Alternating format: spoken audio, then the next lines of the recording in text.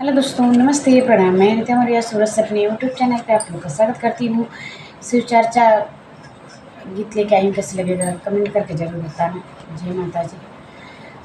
4 बजे भोरवा में सुमिरनवा कइनी गुरुजी, नमनवा कइनी गुरुजी, प्रणामवा कइनी गुरुजी।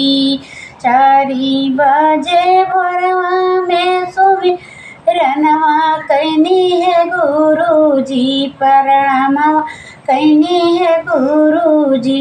अरे तनिका नाही दिया दर्शनवा हो गुरुजी, अरे तनिका नाही दिया दर्शनवा हे गुरुजी। अरे तीसिया के तेलवा करई जरई हे गुरुजी, करैया जरई हे गुरुजी। ओइसे जरई जियरा हमारे हे हमारे गुरुजी, अरे ओइसे जरई जियरा हमारे गुरुजी।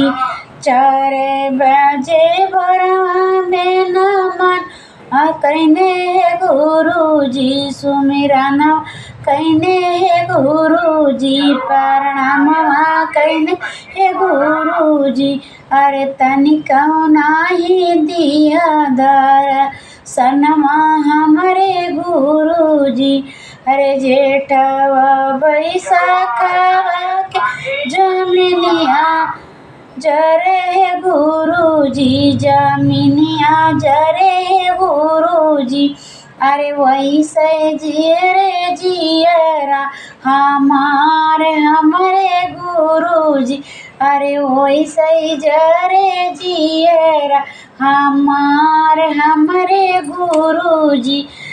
अरे 4 बजे भोरवा में नमनवा कइनी हे गुरुजी, सुमिरनवा कइनी हे गुरुजी। अरे तब नाही दिया दर्शनवा हमरे गुरुजी।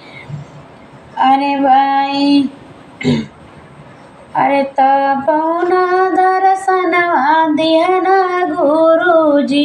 अरे भाई सही नहीं, अरे सावाना बदौआ के वरवनिया चुवैया गुरुजी, वरवनिया चुवैया गुरुजी।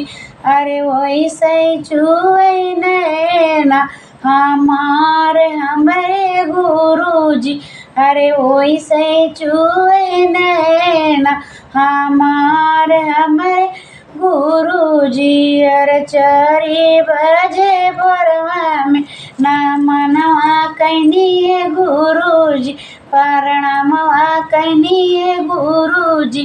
अरे तब ना दर्शनवा दिया हे हमरे गुरु।